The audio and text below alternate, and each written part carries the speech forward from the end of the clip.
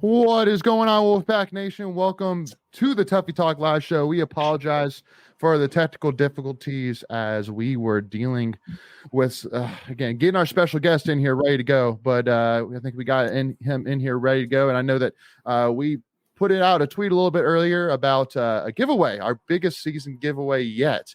And we're going to be talking about that here today, y'all.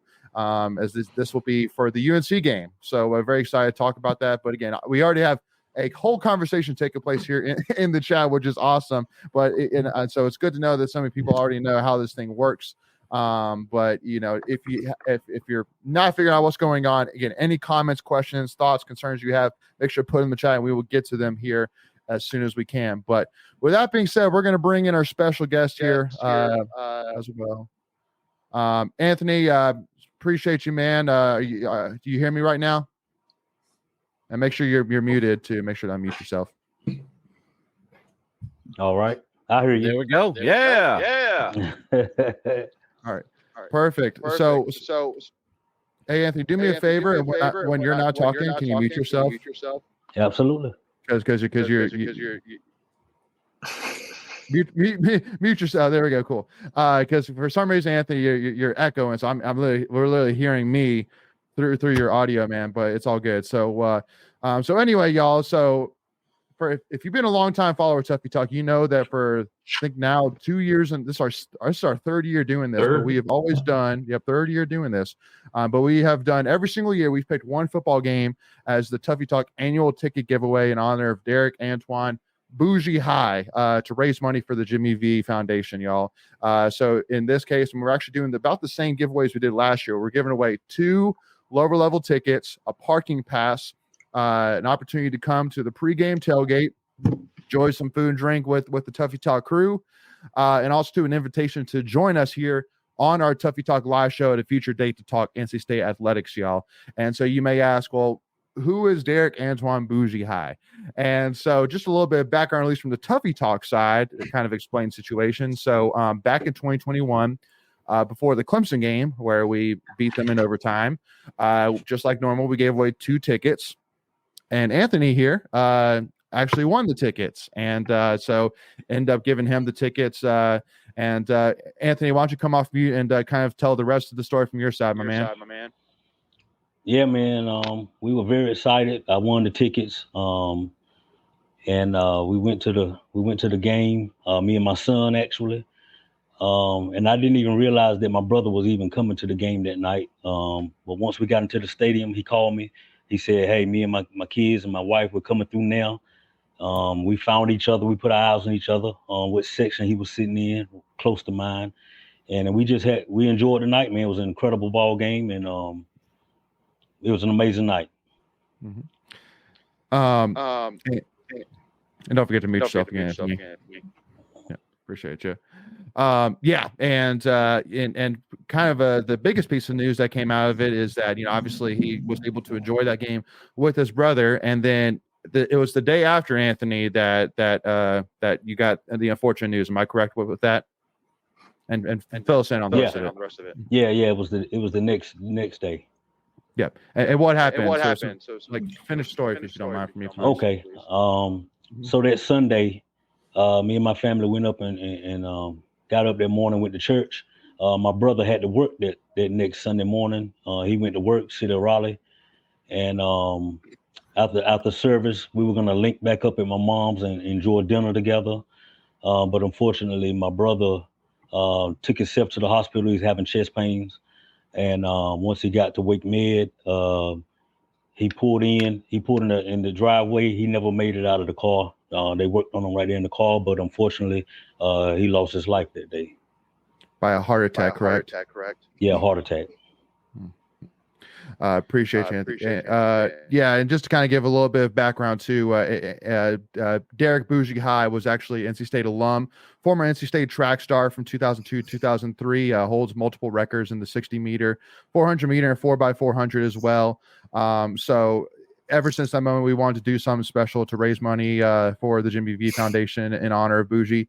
And so once again, 2 tickets to NC State versus UNC football game, a parking pass, an invitation to join the pregame tailgame festivities with the Tuffy Talk crew, and an invitation to join the Tuffy Talk live show. And to enter, all you have to do is go to the link, which I will leave here in the chat.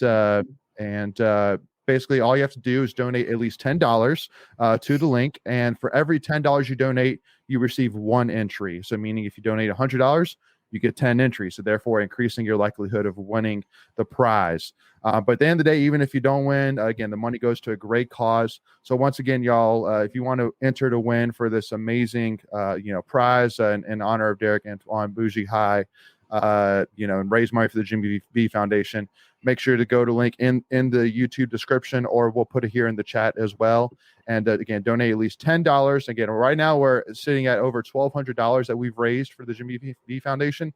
I'm setting a very high goal. I want to hit a goal of $3,000. I think it's very attainable, especially with this prize. And I mean, tickets right now are going for a few $100s a piece right now, especially lower level. So I think it's well worth it. Again, you can win this amazing prize for only $10. But again, for every $10 that you donate, you increase your likelihood of winning the tickets, man. But hey, real quick. Go ahead, Greg. And everyone, please retweet it out. I know everyone wants to win for themselves, but this is a bigger cause. So please make sure you tweet out the link that we share. Absolutely. Yeah. No. Great point. So anyway, y'all. So I'm putting that here in the chat right now. So make sure again, and if you're listening to this again, just go to our YouTube, go to any of our social media. The link will be out there. So make sure again to go to that link and donate at least $10. But for every $10 you donate, you receive an additional entry to win the tickets. And we will pick the winner here on the Tuffy Talk live show next Monday, y'all. So we'll have everything all lined up in a wheel. We'll spin the wheel, and we'll see who's going to win the tickets, y'all, and win this amazing prize, y'all. But it's always an honor to have Anthony on here, and again, Anthony, have this connection with you guys. It's been awesome, and we appreciate all that you're doing, partnering with us to raise money for a great cause for the Jimmy V Foundation, man. We really appreciate your time. Thank you so much, and blessings to you and the crew, man. We my family, we're really grateful, and we appreciate everything that's being done in my brother's name, man. Yes, sir. Absolutely. Yeah, no. Oh, my fault. I actually unmuted you, Anthony. My fault. But yeah, no. Thank you, Anthony. Appreciate your time, man. Hey, you have a great rest of your day, and we'll talk to you soon. All right. Thanks, Anthony. Go Pack. Go Pack. All righty, y'all. Appreciate y'all again. So again, we have our giveaway. So make sure again go to link, donate at least $10, and again we'll announce the winner here next Monday, y'all. But with that being said, let's get into it, y'all. We have a crap ton of comments, and we have a crap ton to talk about, y'all. Between all the winning we've done this weekend, can't keep track, right? Between men's basketball, taking care of Abilene Christian, everybody was like, "Hey, man, it's stays on upset alert." Go ahead, Greg. Can I interrupt real quick? Go for it.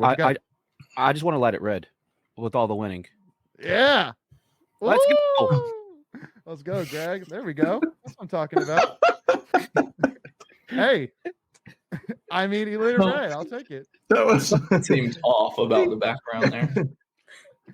Hey, Lane, I would just like to light it up myself. Light it red. Light it red. I love it. All right, sweetness. All right, now that we've really lit this place up with all the winning, let's kind of start off first and foremost talking about basketball here, taking care of business against Abilene Christian.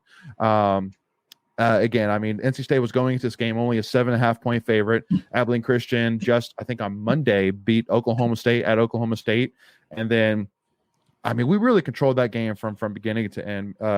Making any thoughts inside about the game?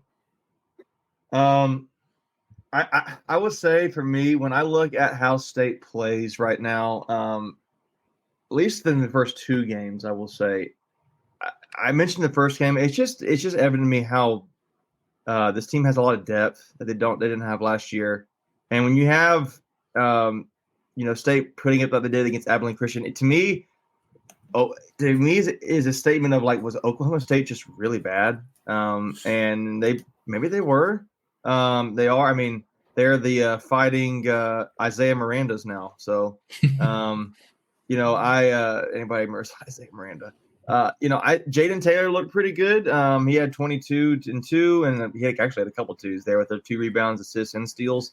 But for me, you have 4 guys in double-digit scoring. And it wasn't the same guys last time. Like we had O'Connell being the guy last time, and Diarra being another big piece against the first opponent. Today was like your main guys, right? It was Burns, Morcell, Horn, Taylor. Like they were the main focal points there. Diarra had 9 points there and 11 rebounds. So it's 1 point away from a double-double. But this is a solid team. I think it's going to be hard to prepare for State. I think on how their pieces, what they have going on the season. But 2 games in, you're 2-0. Not a whole lot more you can ask for. But I think Abilene Christian beating Oklahoma State, and then you beat them by 20. I think it's convincing, right? And you don't want to expect Abilene Christian to be really good, but they have some solid pieces there. I think it was number 0, and I think number 23. I can't remember the guy's name, but I think it was 23. Arion Simmons. I'm looking that real quick. It was 23. They had some nice pieces in that team, and State was able to convincingly beat them. And I think you can see some defensive pressure because State likes to force the turnovers there. But I thought the offense really played well. I mean, it's not a whole lot more than that. State made almost half their shots this game. That was pretty good offense. So I think the one area that I've seen they can improve through the first 2 games is 3-point shooting, because that's a struggle right now, it looks like. But beyond that, they're playing pretty solid. I mean, they're not playing the toughest opponents, but they're playing solid. Well, and especially, my guy Casey Morcell, like he's a guy that I've specifically been watching, and to only be hitting 25% of his 3-pointers right now when he was a 41% 3-point shooter last year. I'm definitely expecting him to, all right, let's bring it up, bro. Let's get some shots drained from the outside. But Greg, any additional thoughts there on NC State so far? Yeah, I just listened to the game on my way out to Winston-Salem for football. DR, like you said, Macon was almost another double-double, and so that was nice to see. The one thing I think we'll start seeing a little bit better once we get MJ Rice back is some better bench scoring.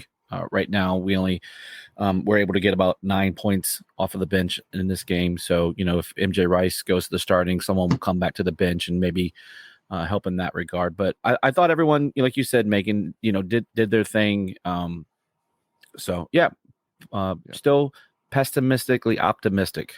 I love it. Yeah. And also got to give a shout out to Amanda Woolard for being our first donation for the V Foundation. So appreciate that, Amanda, and OMG as well. So appreciate all the donations so far. Michael, one thing which I did want to ask, as well though, is I think that one of the immediate concerns, or not to say concerns, but just one of the things that's definitely going to have to, that's not going to be able to stay long term, is the amount of guys that we're going through. Like I would more likely assume that we're not going to have 12, 13 guys play every single game. Like we're going to have to more than likely bring down to our key core. If I had to guess, would you agree with that? Yeah, and I think you've seen that much just because these are not the greatest opponents we're playing, so we've been in control of these games. So they're getting you're getting Ernest Ross and Breon Pass in there at the end of the game, when last year they were kind of almost major contributors coming off the bench, and now they're the last 2 off the bench, right, which is good. And you haven't even seen LJ Thomas, really. Right. He played a little bit in the first game, but I don't think he played at all against Abilene Christian. So, I think it'll end up being, that 8 to 10 players. We'll see the floor. And I think that's how Keats wants to do it, because he likes, he likes the up tempo, likes the pressure defense. So rotate guys, keep them fresh. Only thing that was kind of interesting though is Ernest Ross shot 3 3-pointer attempts and didn't make a single one of them. And I'm sitting there saying, even last year That's you were not 1 his for shot. 5 last year. Yeah, That's you were not 1 his for shot. 5 last year. So I mean, yeah, but I'm pretty sure Kevin Keats is not giving Ernest Ross the proverbial green light No. for 3 points. I was joking with Alex Nunley yesterday at the women's game. I said, can you just let like Ross know not to shoot another 3? yeah. And then the other rule, like, they don't get to score until the walk-ons get to score. Like Ross is a contributor. Like let the walk-ons get some points, man. Let them get some shots up. They didn't get any shots on the game Friday. Yeah, agreed. But Lindsay, last question when it comes to this men's basketball team, in terms of looking at, what's coming up next, with, again, Tennessee right around the corner. Would you say that what you've seen so far with these two teams, that the exhibition concerns or the concerns that people had with the exhibition game maybe finally got put behind? I think people always find a reason to be concerned, All of us kind of talked about individual concerns, whether it be 3-point shooting, how many guys are going out there, whatever. People will find a way to say we suck and complain. But for the most part, I think people were really panicked following the exhibition game. And I think these last 2 games have kind of eased some of those concerns. Again, we could say, we beat Alba and Christian because, Oklahoma State sucks. But we looked good out there, right? We, like you said, hit almost 50% shooting. We saw some really good plays from DJ Burns. People talked about how it looked like he hadn't lost weight like he was supposed to, but he looked really quick on his feet and had some good shots in the game. So I think, people always find a reason to be concerned, to complain, but I think a lot of the initial fears coming into this season have been dismissed following these first 2 games.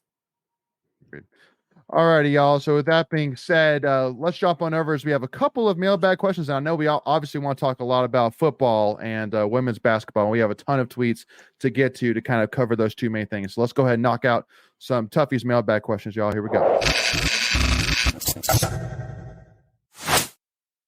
All righty.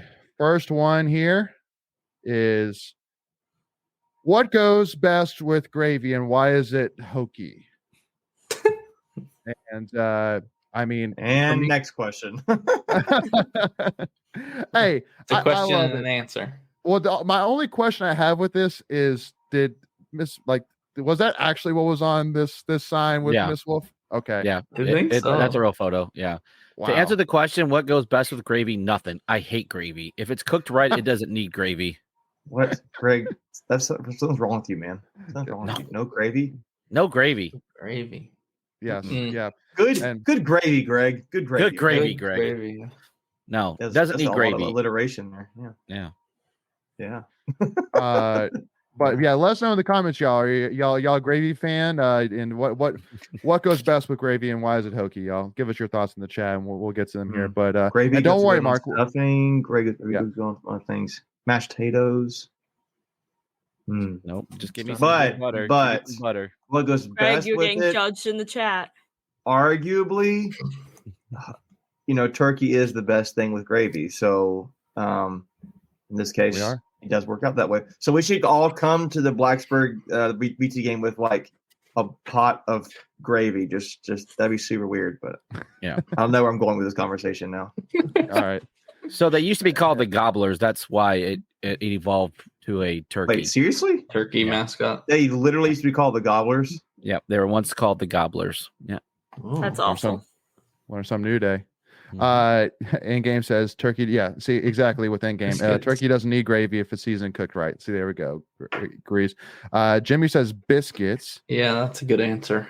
Andy says gravy on everything. And Hunter says, Greg, you're wild. No gravy.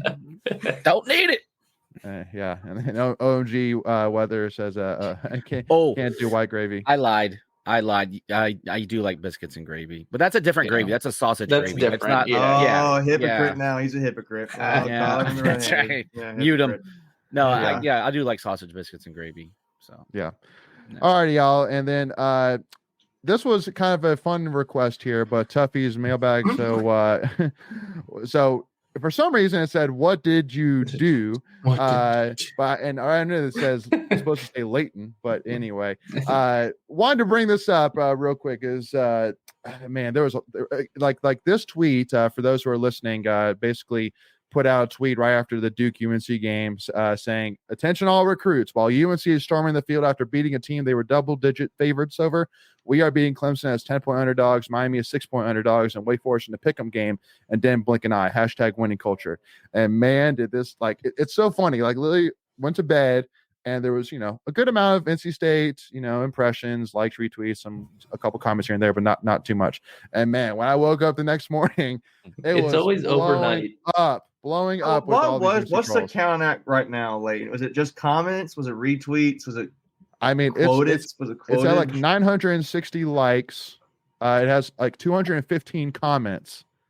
I'm gonna guess 75% of those are Carolina fans. Oh, totally, and they're like almost. I think like. And the other half of the other half. You're just a jerk, man. You don't even know, man. And the other half are the responses to the Carolina fans. So it's like. True. I mean, I'm gonna be honest with you, Lane. Can I start over? Like, I thought the same thing. Like, Duke got robbed in this game. 100% robbed. Yeah. Hold on. Which time? The interception, exactly. The interception that did happen. Interception was the worst. That was the worst. The announcers on TV were doing as much as they could to call out how crappy that was, without actually going in as far as saying these refs have got to go, because they were like, how do you not review that? Yeah, I mean, especially they look at it. They reviewed the Tez Walker catch the play before when he wasn't even really close to being out of bounds. And I think that was a clear, like, blatant, like, we just preserve UNC and the ACC and whatever. But when I saw them storm the field, or I saw the little clips of it later, I was like, really? Like, really? You're storming the field for this? You already had the victory bell or whatever. You really care about that? So it's like. Well, here's my thing. Good. Right. Duke's not good. Like, why are we still in the field? Let me make my case, and I want to hear from Lindsay, being the we don't need to hear. We don't need her to be the voice of this. We just know it's already a dumb idea. No. Well, so here's my thing. So first of all, a lot of UNC fans are saying, don't act like you didn't storm the field back in 2021. And first and foremost, what happened? That was the comeback win. That was the comeback. We beat Carolina. Yeah, when we came back, and see, I don't remember that game. Yeah, no, exactly. So first and foremost, we were 5 or 6 point favorites for that game. First and foremost, and because a lot of Carolina State fans said UNC was 6-6. And it's like, well, yeah, y'all were 6-6, but we were also only 5-6 point favorites, so it's not like we were overwhelming favorites. Secondly, we pulled off one, if not one of the greatest comebacks in college football history. Fourth quarter comebacks, I would say. Like there's not many that in college football history have been better. So that's why, for me, I feel like it's completely justified, because yes, it's a rivalry game, but also too because, again, history was made. How it happened. Again, the build up to it. But, sorry, unlikeliness of it. But that was Carolina still choking. Sorry. But and see, that's my thing, is that UNC honestly was that, like, again, if they had lost, they were up by 11 with about 10 minutes left in the fourth quarter, and they almost lost. Like that's what I'm saying. They were this close from disaster. Like another fourth quarter collapse. That's what I'm saying. Like, dude, like, could you imagine the ramifications for Mac Brown if he would have lost this game? In my mind, they did lose, because it's like, how do you? That ball was intercepted. It was so obvious. They gave up 45 points to a third-string quarterback. It was so obvious to me, and the announcers, again, they knew it. Yeah. So again, this isn't Rams talk. I get it, but obviously, when I had over 200 comments saying are you the fun police? I'm like, no, listen, in my opinion, this is my opinion. It's just telling.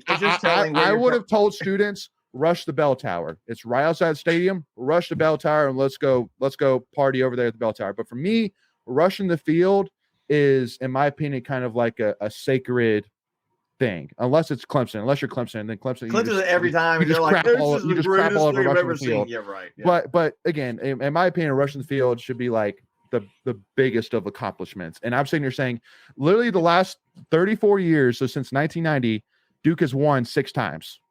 Out of the last 34 times they played, Duke has won 6 times. And you're rushing the field, and you've won the last 5 in a row.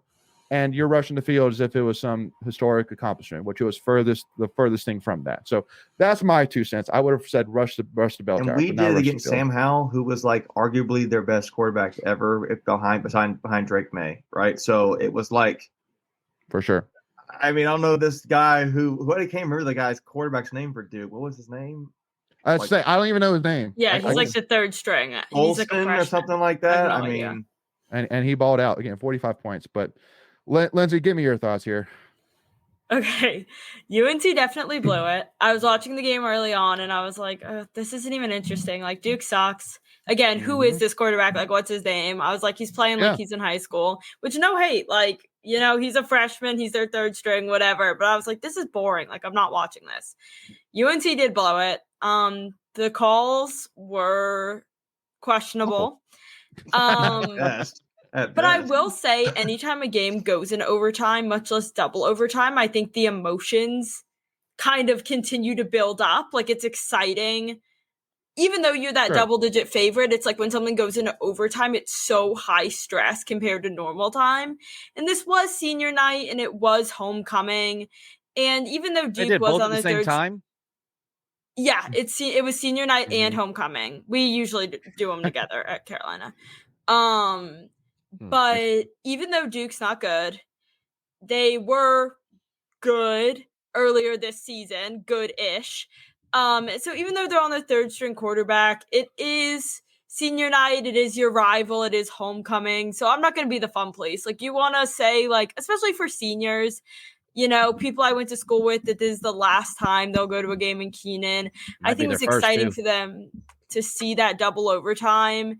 But yeah, I don't know. I'm not the fun police, whatever. Do what you want. I think UNC should have killed Duke. I think, you know, Duke kind of got robbed, but it's a double overtime game. It's an exciting time for a lot of students. So, you know, whatever. Greg, I'll let you kind of have the last thing to kind of wrap this up, because I don't want to be the last one. One thing which I will say as I hand it over to you. Lindsay is wrong here, Greg. No, I'm kidding. No, she's fine. Wrong? Tell her why. No, I'm kidding. I'm totally kidding. Is that, I mean, again, like, I'm sitting here as a fan saying, if that was me, I wouldn't necessarily be celebrating in terms of, oh my gosh, we did. I'd be celebrating like, thank God. Exactly. That's what I feel. Absolute disaster. Like, literally, you would have lost to Virginia, Georgia Tech, and Duke without a doubt the greatest quarterback UNC has ever had, and Tez Walker. And again, like you went from being in the college football playoff talks to almost losing to a third string quarterback from Duke. Like, and I think that's what I meant with like double overtime emotion, is it's like when it goes on that long, you're like, oh my God, like, thank God it's over. Like, I can't watch. It's like a train wreck. Like, you can't look away. So you're like, I mean, I really can't say anything because I've rushed Keenan's field after a double overtime win. So yes, you did. I can't really say anything. About that. I said let's say that game last year was at NC State. Would we have stormed the field? No, I don't think so. I don't think we would have. I don't think the same. But it's different because we had our fourth string quarterback. I think he would have rushed the field. I'm not gonna fourth string quarterback, last game of the season, but rival. It's not. I guess I'm saying it's not. I guess it's not an apples to oranges comparison because it's like we had our fourth string quarterback and beat Carolina, and we pulled it off. That's what I'm saying. Best quarterback ever and almost lost. I think y'all would have rushed, and I think it would be rightfully so. Well, because same thing. UNC was like a 10-point favorite, give or take, for that game last year. So about the same situation. So yeah. And so that's kind of the other thing, is that if the kicker, let's say that UNC had beaten us last year, would UNC have rushed the field then? That's the other question, because it's kind of the same situation almost. I think if it went into double overtime like that, yes. And is it embarrassing because it's a fourth-string quarterback? Yes, but I think they would have rushed. Carson said UNC beat their basketball rival with their greatest QB of all time in overtime. They'll never be this good again. Don't bash the fans for throwing the field. Let them have their moment in the sun. Yeah, Drake May's probably the best quarterback we've ever seen. I don't know if UNC will see something like this again.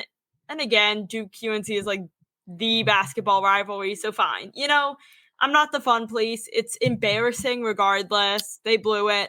But have your moment in the sun, storm the field, beat Duke. I had more issues with some troll tweeting Ovius and Giulio about, you guys mocked us last year for not being a football school, and then they put like all the fans on the field, and I'm like, bro, you literally filled the stadium. That's not a good example. Yeah, it was horrible. I'm like, first off, there was still plenty of empty seats in that stadium as they, did some panning around. And then, so I got into it with him for a few minutes and then, brought up the UVA game, and he was like, it was fall break. I'm like, yeah, well, we sold out to a group of 5 team on fall break. You were playing in the South's oldest rivalry. Like, shut up. Like, so. Alrighty, y'all. I'm with Lindsay. Let them have their time. Like, I don't have a problem with it. I don't care. Well, it's Carolina. Let me just say this too. I listen. I am glad I was able to ruffle up some feathers a little bit too. Oh yeah, you got to. So hey, I love it. Yeah. There's no such thing as bad publicity. So and the guy from 99.9. You got to keep stirring the pot. You got to keep the pot warm. They can do it. We'll just keep make fun for it. I just hope we beat them again this year. Like, That's it. I mean, you got to knock on wood now. I said I hope. I didn't say we did. We will. Yeah, True. No, We got it. Hope we do. Hope. Yeah. Trust me, you're never going to hear me say it's going to happen. So no, because you don't want to help. You don't want those receipts to come back and haunt you. No, 100%. Exactly. I hope we do. All right, y'all. So let's drop on over back to some NC State talk, y'all. Here we go.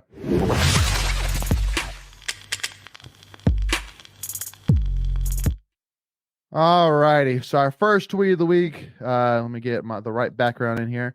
Coming from Wolfpack Stats, talking about the first 7 games, the defense gave up an average of 8.3 explosive plays per game for 224 yards and at least 1 massive touchdown play on a weekly basis. The last 3 games, they've given up 6 explosive plays for 110 yards per game and no big TDs. And that's Miami, 6 explosive total, by the way, not per game. Correct.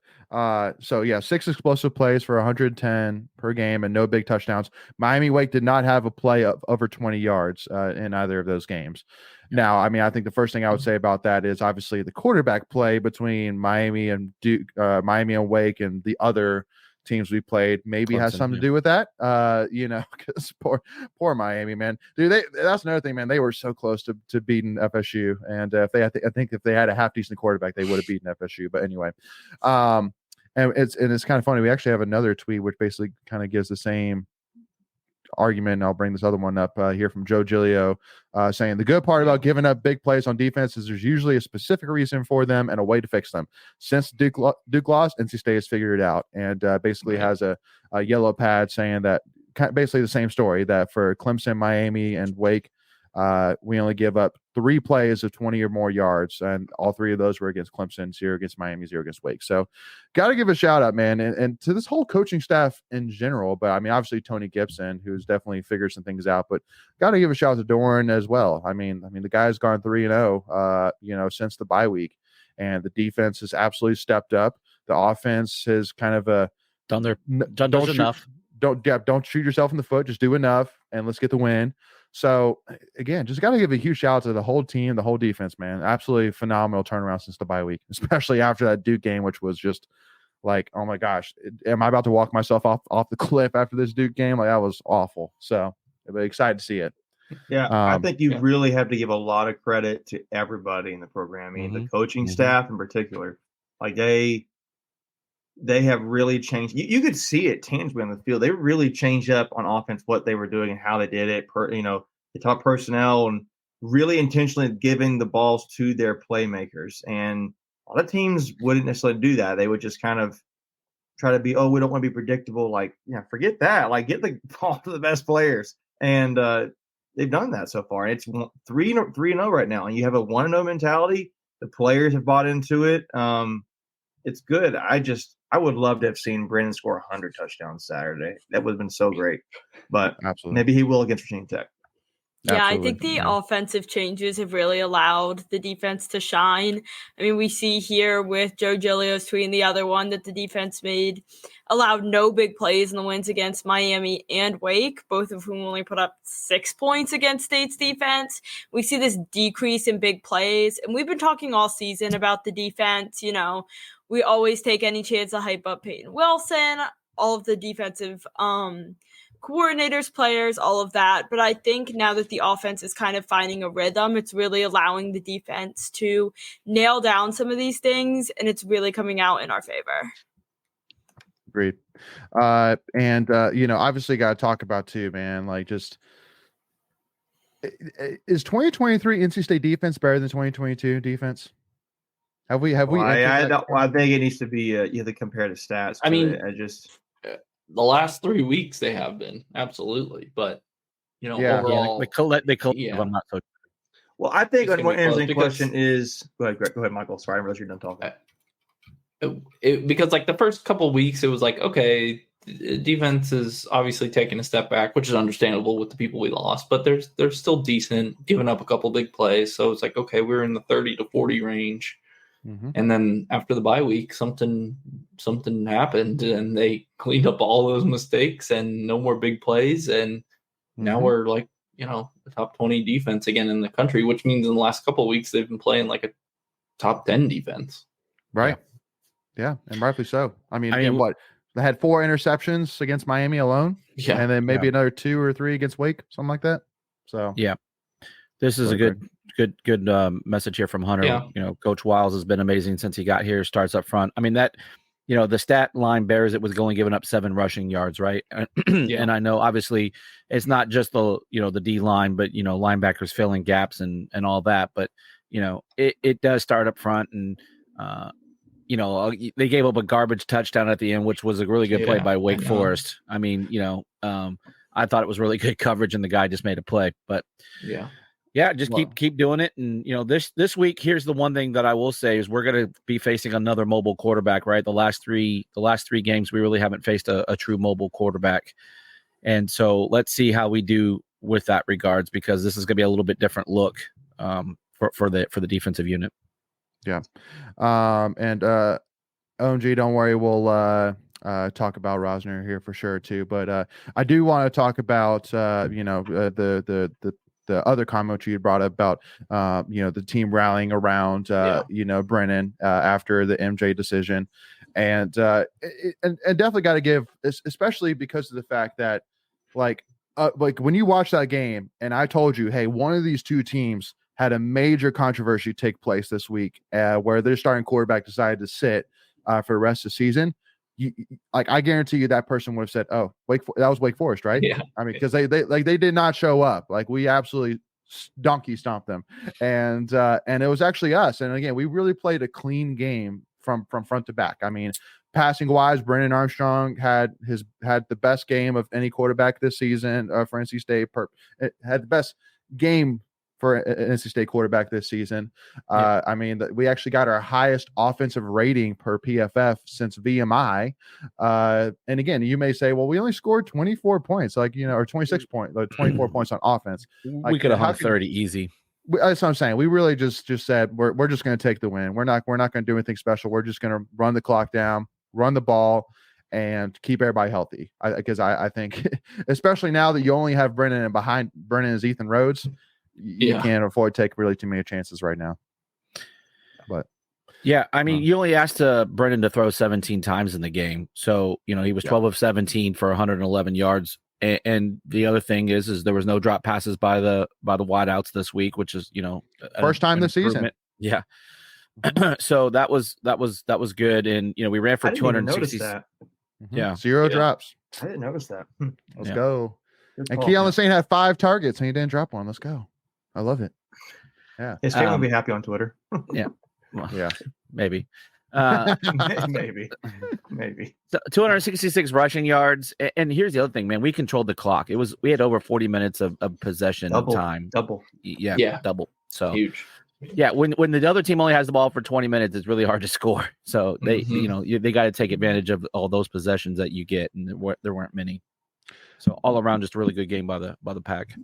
Now, I do want to ask one question that I thought was interesting. I noticed this during the game, and looking at the PFF afterwards, it definitely kind of confirms it. Is this Kendrick Raphael's backfield now? Because I'm looking at stats saying he had. I don't think that's Yeah. really fair. I mean, Michael Allen Well, got but hurt hold early in on, the hold game. on, hold on, hold on. All right, because You asked the question. I know, but let me give context. No, well, because again, I mean, like I don't know what was going on, but then Michael Allen was on the depth chart. Haven't heard anything in terms of injuries with Michael Allen. And then he only got 2 snaps, only 1 rushing attempt, while Kendrick Raphael had 23 snaps. He hurt his 15 shoulder. rushing attempts. Yeah. Okay. Michael Allen got hurt early in the game. Yeah. Oh, okay. Well, again, now that's not to say that Raphael's efficiency and his yards per rush is very efficient. Usually for running backs, guys, you want to see 3.5 or so, 3.25 to 4, maybe 4.5. It's like a really good. If you're in the 4s, you're doing a really good job. Anything over 4, yeah. Yeah. So if you're below 3 or so, you're not very efficient. So he's playing pretty well. I mean, we've got a guy here. It kind of almost like I kind of view him a little bit in the Sean Brown mold. It's like, okay, you see the pieces there. It's kind of putting itself together, just giving it time. And particularly, I think what you could notice with the offensive line, who's not really been so great at getting push and clearing out guys in the run game. Raphael does look good, but I think, to me, I just go to Michael Allen, man. If he could just learn to block, he would be the guy in my mind. And you can have a 1-2 punch with Allen and Raphael, but I just also noted, to your point, a side note, I know we're talking about depth chart maybe a little bit later, but I saw DeMarcus Jones is off the depth chart. So honestly, kind of like that. That's a good thing to me. Yeah, agreed. And again, because that's the biggest thing, and you said it, Macon. I mean, the pass blocking, unfortunately, for Michael Allen has just been a huge rough point for him the whole season. While Kendrick Raphael has been phenomenal pass blocking wise as a true freshman. So that's a big thing. Is that I'm sitting here saying Kendrick Raphael gives us one big thing that Michael Allen does not, and I'm sitting here saying, does Michael Allen give us anything for sure that Kendrick Raphael doesn't? That's kind of my question. Yeah, Raphael had 3.5 yards. I think Allen has an above average trait in receiving as a running back. He's pretty good at that. I don't know how many. I'd be curious if you could look up how the targets are in the passing game to Raphael, because I feel like he's just more of a runner right now. I'm not saying he can't receive. I'm just saying I don't know if he's asked to do that yet. Yeah, but you also have to remember, we don't really throw the running backs right now. We haven't. Yeah, well, we were a little bit with Allen. Unless you count the push passes Concepcion, which, No, I don't. Really count those. I don't. I don't either. We were with Allen for a little bit, and I think State was finding him. Honestly, I think State was finding him as a liability in the blocking game, that they were maybe not doing that as much or they weren't throwing to him as much because he was such a liability. I don't know. It's a random thought, but I don't think he just wasn't in there on passing downs, right? To where you would throw to the running back. So if he can't block, if he's in there, he's got to get the ball, right? So it kind of blows up the concealment of the play. So making for your context, so Michael Allen this season's gotten 13 targets, 11 catches, has 66 yards receiving, so 6 yards a catch. Yeah, when he does well. Kendrick Raphael has 4 targets, 4 catches for 33 yards, so 8.3 yards per catch for Raphael. Okay. So he's had less opportunities, but he's been 100% receiving with more efficiency there. A little bit more. So what I would, for me, to counter your point, Layton, not counter, but just to respond to that is, I would like to see more opportunities for Allen. I mean, Raphael in that regard. I want to be kind of, progressively added in, but not just intentional. We're just going to make sure we get him, 10 catches today, but just, I wonder if it's right now. My whole mind is, if it ain't broke, don't fix it. So I don't want to screw it up, but. Maybe at some point they kind of keep thinking about that and getting more involved. I don't think it's going to be this year at this point, but maybe it's off season. And again, that's just not the way our offense is built right now. We're not. Right. We're if we're going to throw, we're going to throw down the field. I mean, we're not even using our tight ends at this point. We're not using our running backs. It's strictly, it's either a run up the gut or stretch or a wide out pass. I mean, it's a very vanilla offense at this point, and it probably will stay that way. Yeah, but it's been successful doing that. Absolutely. Why would you deviate from it, right? Yeah. Agreed. And then Andy points out it's kind of funny with Kendrick Raphael's PFF grades for pass blocking, because like versus Clemson and Miami, he had like one of the worst pass blocking grades out there. But then against UConn, Notre Dame, and Wake Forest, he has over 70 pass blocking grade. So it's probably just limited snaps, right? If you mess up on one play and you're only in there for 3 snaps, that's gonna kill you. It's gonna tank. Yeah, if you don't do it right the first time, they're not letting you screw it up again a second time. Yeah, agreed. But I gotta give a shout out to our QB1, Brandon Armstrong, man, received a 93.2 overall grade from PFF Pro Football Focus during Wake Forest, and again, got the job done, did on all fronts, over 200 yards of total offense, over 100 yards rushing. I mean, again, I truly do think he's playing hard, but he's playing smart. At least that's what I kind of felt watching him against Wake Forest. So, again, I think with Virginia Tech and UNC left on the regular season schedule, I think it's kind of the same thing. Like Brandon Armstrong doesn't need to go out there for Virginia Tech and UNC and be Superman to beat those teams. I think he just needs to just play his game, be efficient, get some points on the board, and let the defense do their thing. Yeah, to me, the team's got to ride the defense in this, in my opinion.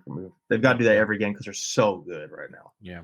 What you may say, well, I want to score 45 points. Why can't we score 45 points, Leighton? And it's like, well, it's just need to. Well, we don't need to, and it's just not really in our cards this year, But we just go ahead, Michael.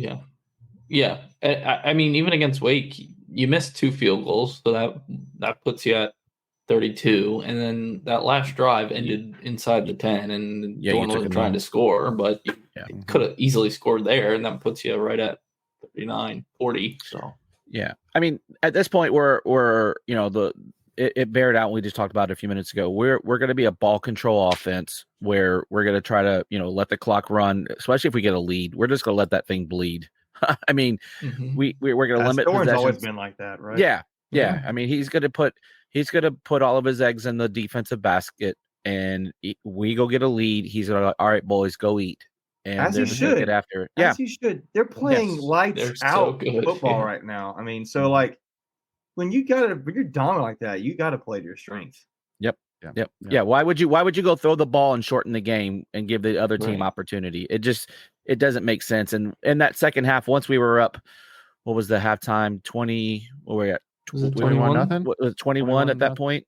21-0. No. Yeah, 21-0 I think it was. 21-0 a half. Yeah. And so the second half, it's just like, all right, go let the clock run, buddy. Like, and you don't need to do anymore about not running it with Brennan, or at least when he was running it, he was sliding and getting down. So which I was like, Brennan, you know how to slide? Whoa. Yeah.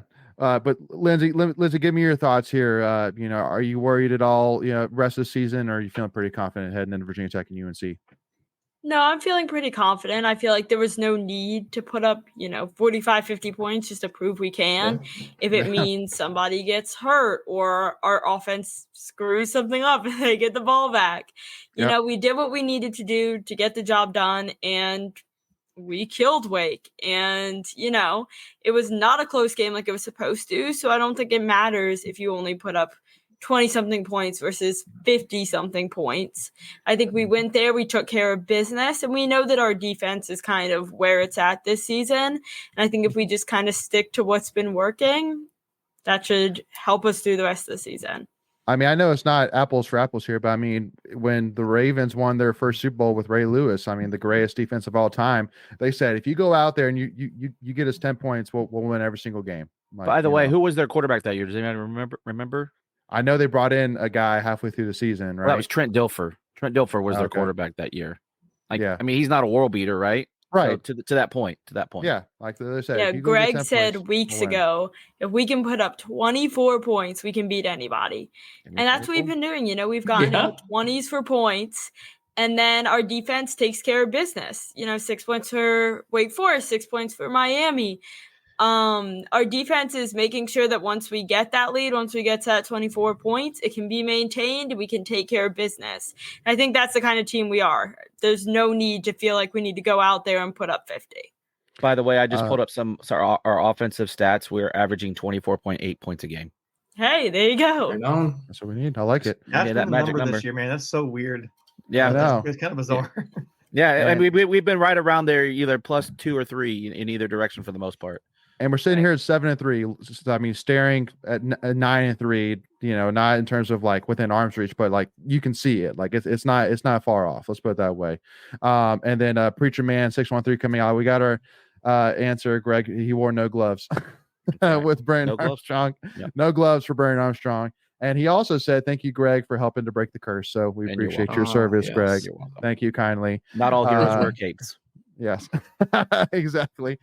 All right, y'all. Let's switch on over to the, in my opinion, by far the biggest news of the weekend. Even though ACC or ESPN didn't agree, which again we'll talk about that here in a second. But The NC State ACC, women's basketball coming out and absolutely just looking incredible. 92-81 win over number 2 UConn.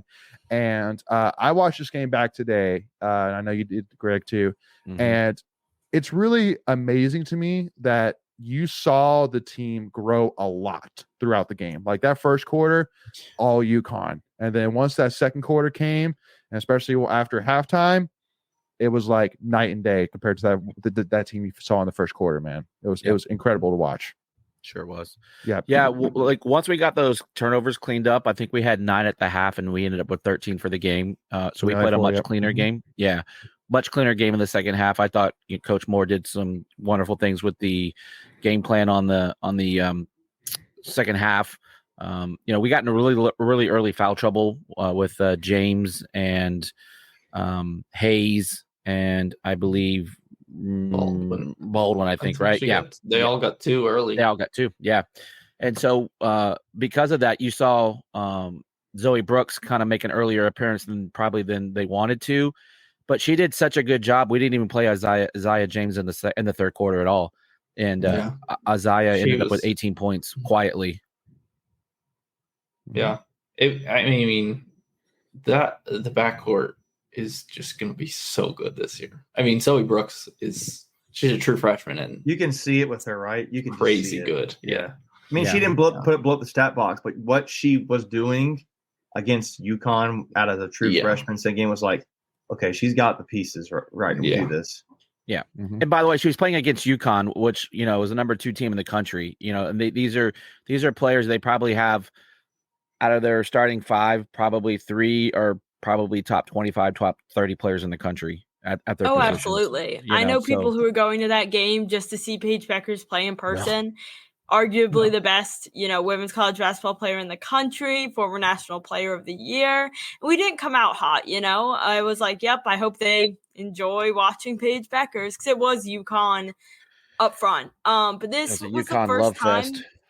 Yeah, this is the first time that State beat UConn since '98. And once State got going, they just didn't stop. The guards, particularly, I know we have a tweet of the week about the guard play, but it was insane. I was really happy with that. Hey, Lindsay, think about that for a second. 98. None of those ladies that played yesterday were even born then. Just put that I in wasn't perspective. Well, I know you weren't, but I'm saying, but anyone that no, was but to playing put in that perspective, game. all these college players weren't born, which is crazy. Yeah. It shows you how long UConn has been so dominant. Yeah. And Sanaya Rivers is her. Thank you, She Carson. is. Yes, she is Absolutely. absolutely phenomenal. And let me actually go ahead and bring up that tweet next, even though I didn't necessarily have it queued up. But I mean, she had 33 good. points. I think she had a double, if I'm not mistaken, 10 rebounds. I think it's like 5 assists.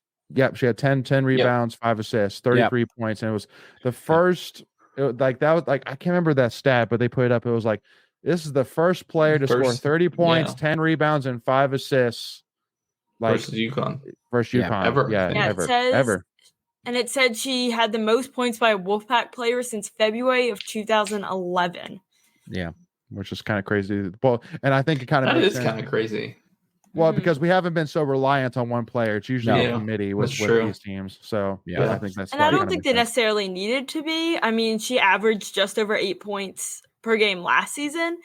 But she just went off and they let her. She had over a third of our total points. It was crazy. So the one thing I'll say too is we've had some decent production on the interior. But the one thing that has been really impressive, especially with James and Sanaya and even Zoe, is they slash and get to the basket, right? So they're so quick and athletic that if you like, there was one move where Sanaya kind of like sucked the whole defense in and then did a spin move on the baseline and like just lulled them to sleep and just laid it up. And that was like, oh, that's sick. Like, come on. Yeah. Like, because she was like motioning the play and kind of directing traffic, and then she just curled right to the basket. And like if you give any of those three that I just mentioned a half a step, they're gonna get to the basket. And they're just gonna and here's the one thing I thought, like, we didn't get enough call. Like, I saw people complaining about like the foul calls, like for the UConn wasn't getting enough calls.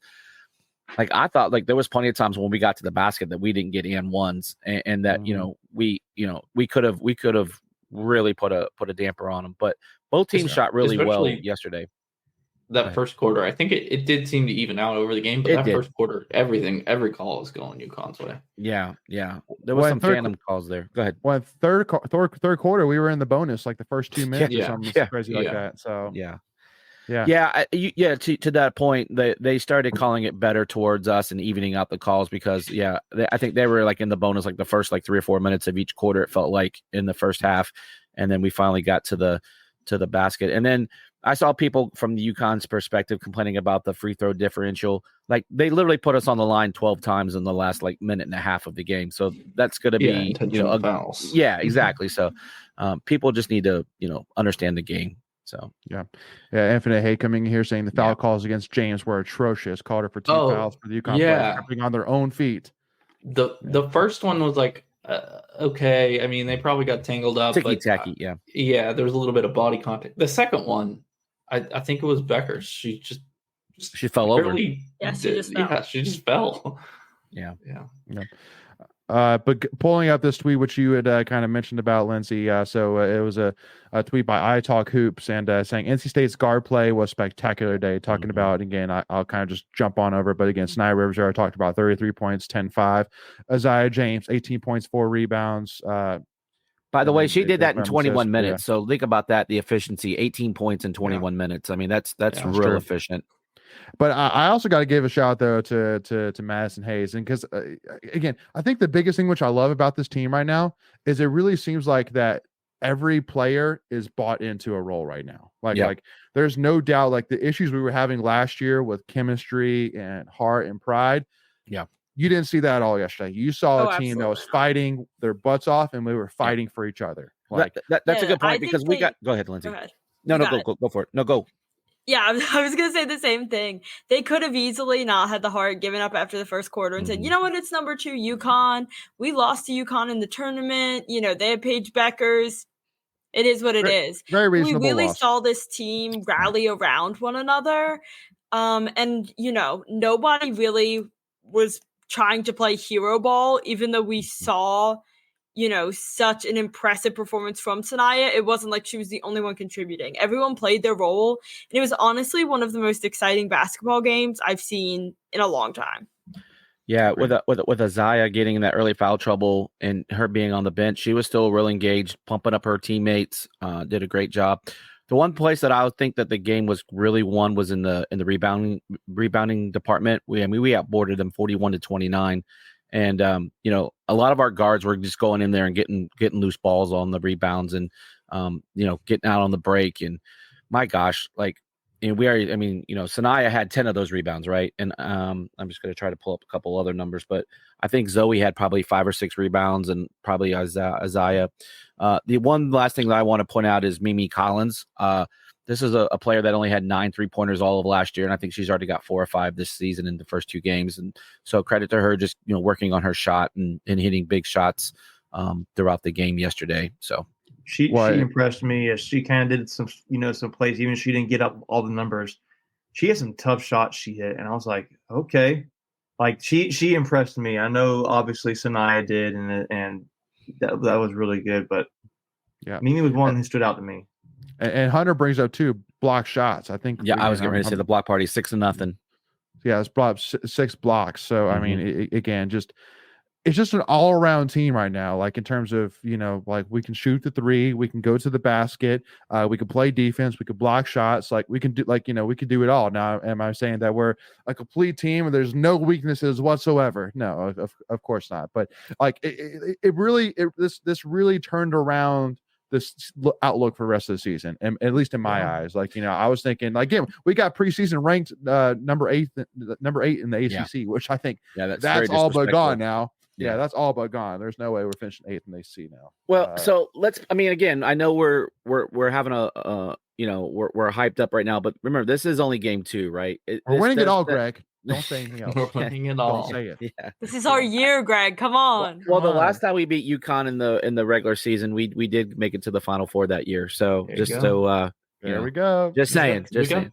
We got some more. I mean, we got plenty of tough games left. I mean, we got Colorado coming up in 2 weeks, and that wasn't even supposed to be like they're a top 10 team now. Yeah, in the Paradise Jam. Is that one? Yeah. Is that one at home or is that part? Is that part of the tournament? Paradise Jam. It's down in the Virgin Islands. But go ahead, Greg. What were you saying? No, I was going to say. So I mean, this sets a good tone for the season, right? Now you've given the team the confidence and the tools to go out and win. Now it's up to them to go out and execute. And I know Coach Moore won't let them, get too big of a head, and he'll keep them hungry. And I'm excited that this team is now going to get the respect that they probably deserve. I know there was a lot of new pieces. There were 8 new faces on the team, 5 of those being freshmen. So you really didn't know what you had, with that team. But I think this kind of okay. Yeah. We see it. We see potential here. To that point, I think it's like it would have been easy to lose this game, a close game. Say, okay, well, it's UConn. We lost a close one. And take the moral victory, right? But but man, it like you said, it should be a huge confidence boost to the ceiling and how good this team. Well, I don't think anybody can see an opponent moving forward and think we can't beat them. I mean, Right, maybe they already think that, but now it's like we can do this. Like we can do this. We can beat them. And I think huge. Sorry, I think it's a huge support boost too for fans. I remember someone saying earlier in the chat, it was a while ago, so I'm not gonna search, but somebody saying that this could become a sport that almost pays for itself, a revenue sport, even if it continues selling out. And seeing how exciting that game was and how into it the crowd was, I think this is becoming a team that people really want to go see, and it should have been for years. Yeah, thank you. That is the comment. It should be able to fund itself. This is a huge confidence booster, but it also proves to students and fans that might be, kind of iffy about whether or not they want to go these games. So this is a team they should be excited to go see. And by the way, we will have lots of tickets to give away. So I do have season tickets, and I can only usually make the weekend games. So let's get out there and support these ladies. The last thing I want to say too is I know Sanaya got her 33. Her shot looks a lot better than last year, and it seems to be more consistent. And so if she, not that she doesn't believe in her shot, but if she, has that confidence to put up the ball. Right. And then the other thing is, I really like when Zoe's in there running the point and Sanaya can play off of her. And that's just a lot of athleticism, dynamics there. Yeah. Like there's one pass where Zoe Brooks is coming off the corner and she's kind of coming around and she gives this no look pass. I think it's to River, and River was not ready for it. No, that was I know which one you're talking about. It was the transfer from Southern Utah.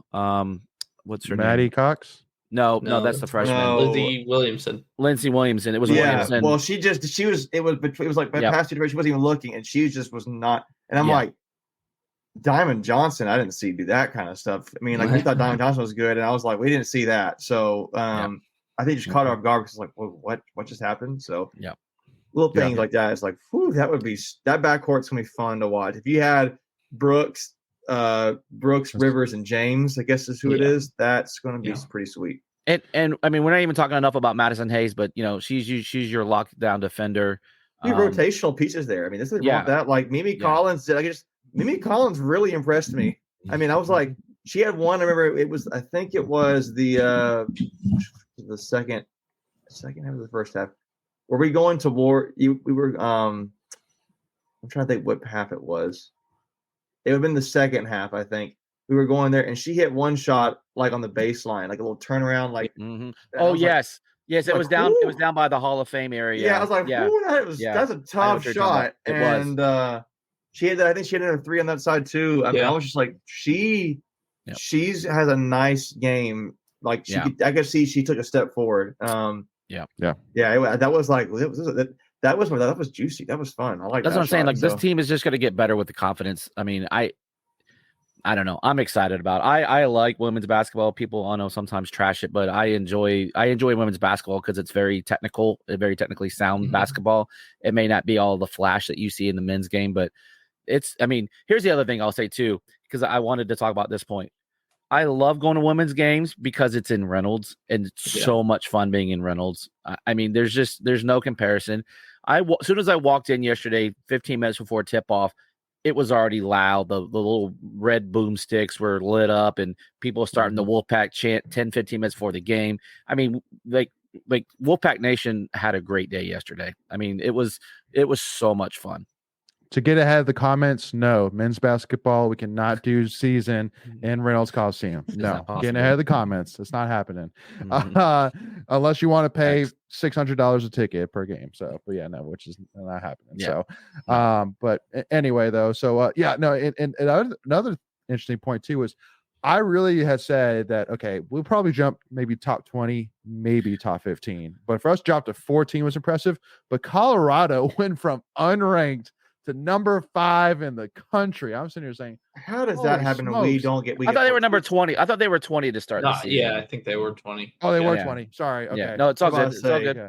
Still a crazy jump. No, that's a big. 5. I mean, that's what we did. If you think about it, when we essentially jumped 15 15 spots or 10. You know, 15, I still feel like 16, I still feel like they. I think we're like 27, 28 to begin with. Yeah. But again, it's I'm excited to see what we can do now because I'm looking at the rest of the schedule saying, all right, we can get by Colorado. You're not looking at a game that you're probably going to lose until January, or at least unless you slip. But I mean, you should win every game until January. Was that ACC? Because you got Elon, Rhode Island, Kentucky, Cincinnati, Colorado. Then you got Vanderbilt. So so Colorado's the only ranked team you're playing so far.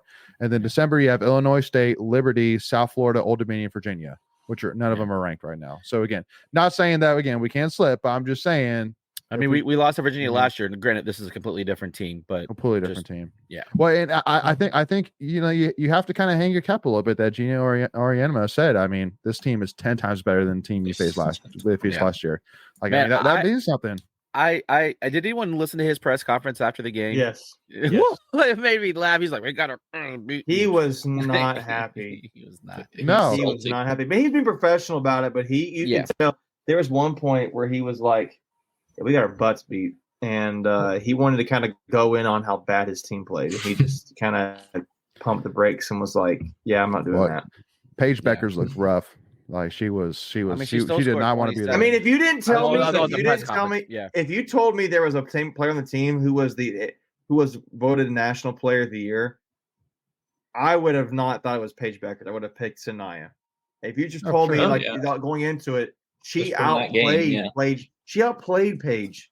She outplayed her. Yeah, and it didn't look like what Sanaya was doing was like.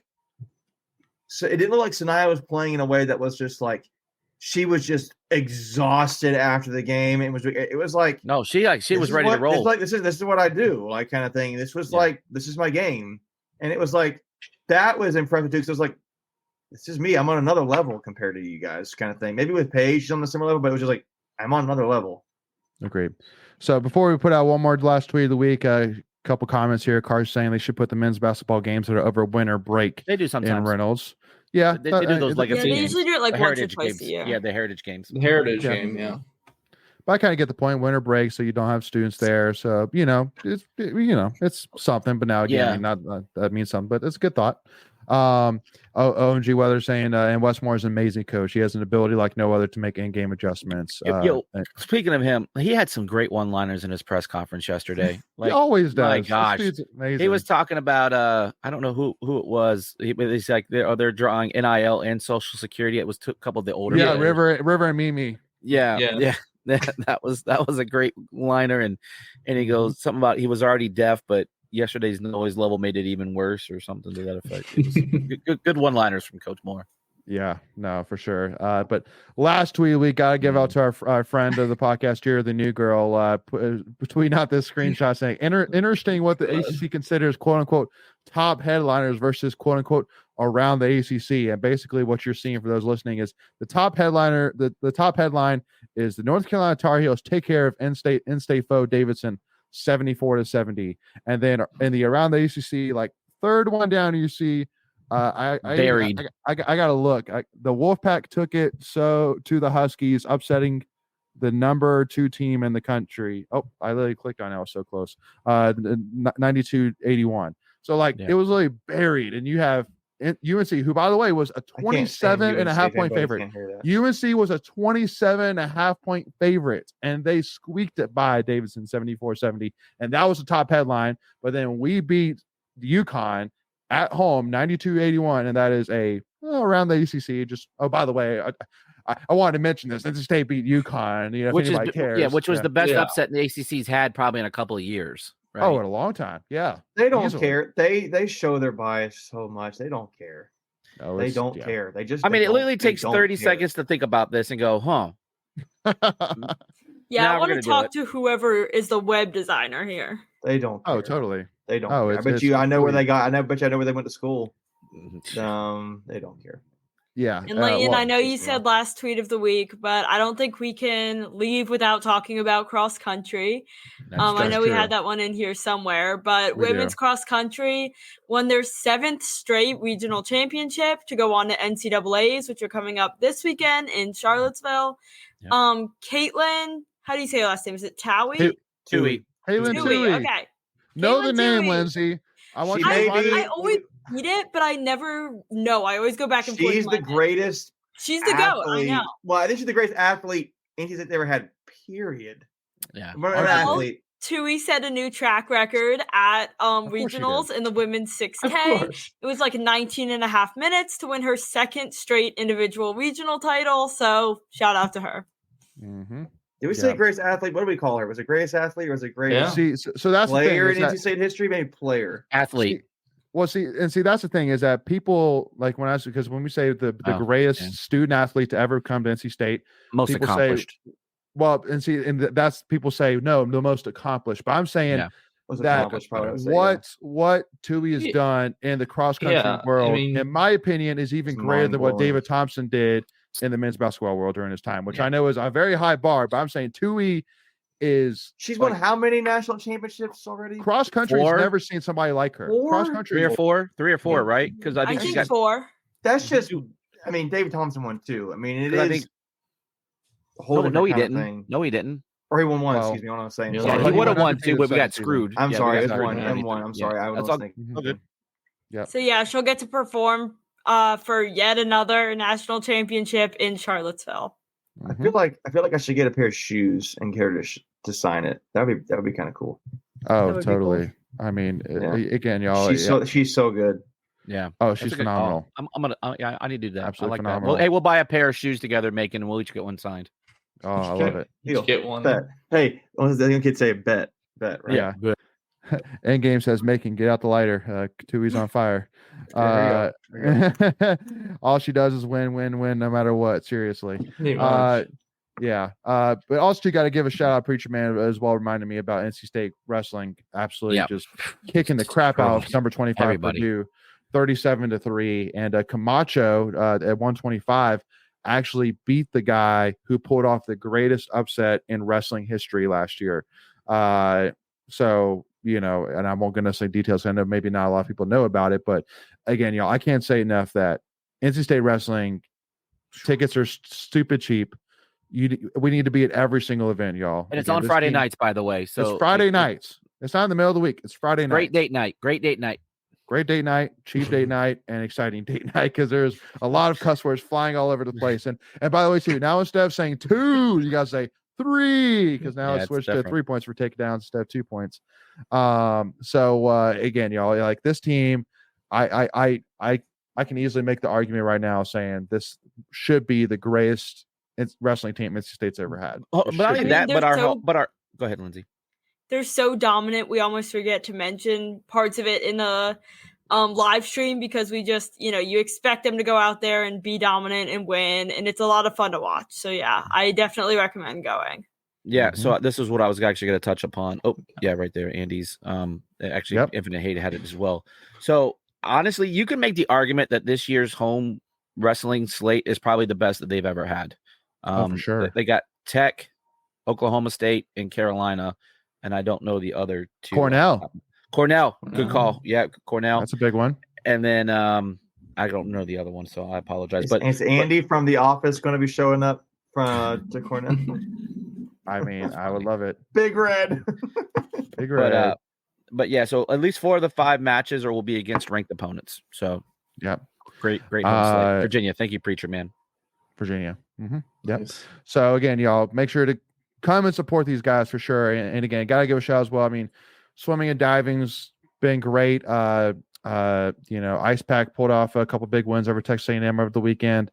We have the UNC game in PNC Arena coming up a week from today, actually, November 20th, in state for UNC and PNC Arena Ice Pack game. So make sure to go and support them. But anyway, y'all, I think it all comes down to, y'all, it's a great time to be an NC State fan, y'all. It is a great time. There's so much good going on. That's why, again, that's what we always say, y'all. It's always a great day to be an NC State fan because no matter what one little blip off the radar, there's 100 other things going on besides that, which are great. So, again, just excited what's going on right now. But, again, y'all, just as a reminder once again, make sure if you haven't already, I know you already have Amanda who donated the $10 towards the giveaway. And so make sure y'all it's a $10 minimum. So make sure, again, to go click the link in the description or in the chat and donate at least $10. But for every $10 you donate, you receive 1 entry into the giveaway, which again is for 2 tickets to the UNC game, lower level tickets, a parking pass. You can come tailgate with the Tuffy Talk crew pre-game. Food, drinks is taken care of. And also you get invited to the Tuffy Talk live show at a later date. It's Talking State Athletics, y'all. So again, it's a great giveaway package, y'all. Again, a $10 minimum. So make sure to go and enter here today. And then the winner will be picked a week from today here on the Tuffy Talk live show. And again, we're excited to see what we can do, but we have a $3,000 goal. So again, y'all, make sure to please go donate. We'd really appreciate it. But thank you all so much for tuning in. We appreciate all the support. This conversation has been amazing. Any final thoughts, y'all, before we send this off? Nope. Let's go beat Tech. Let's go beat Virginia Tech, baby. Yeah. That's right. Beat the Hokies, y'all. But thank y'all so much for tuning in. We'll see y'all soon. And go Pack, y'all.